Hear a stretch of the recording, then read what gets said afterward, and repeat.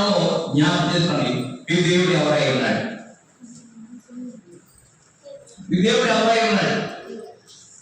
ఎవరన్నా దేవుడు మీకు యేసయ్య మీకు దేవుడుగా ఉంటే, యేసయ్య మీకు తండ్రిగా ఉంటే ఆయన ఎంతవరకు మహిమపరుస్తున్నారు, ఎంతవరకు ఆయన ఆరాధిస్తున్నారు, ఎంత సమయం అందిస్తున్నారు, ఎంత ఆయనతో గడుపుతున్నారు, ఎంత ఆయన సూచిస్తున్నారు.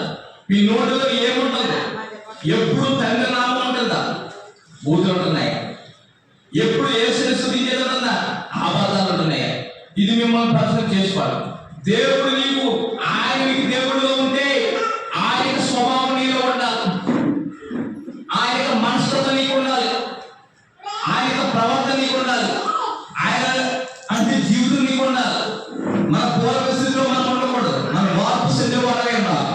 హల్లెలూయా, హల్లెలూయా. దేవుడిని మనం కలిగి ఉన్నాము. దేవుడిని కలిగి ఉన్నామని ఎలా తెలియాలంటే నువ్వేదో మారిపోవడం అనేది కాదు, కానీ నీ హృదయం మారడం వల్ల, నీ ప్రవర్తన మారడం వల్ల. జాయిన్ చూసినప్పుడు ఈమె ఎలా ఉండేది పాత బ్రతుకు, ఈమె ఇప్పుడు చూస్తుంటే ఎలా ఉంది? ఎందుకు మారిందంటే దేవుని కలిగి ఉంది. ఎందుకు ఈమె బ్రతుకు మారిందంటే దేవుని కలిగి ఉంది. దేవుని కలిగి ఉండడం చేత ఆమె బ్రతుకు మార్చబడాలి. హల్లెలూయా, హల్లెలూయా. ఈ రోజు మీరు ఎవరు కలిగి ఉన్నారు? దేవుని కలిగి ఉంటే ఈ బ్రతుకు మార్చబడాలి.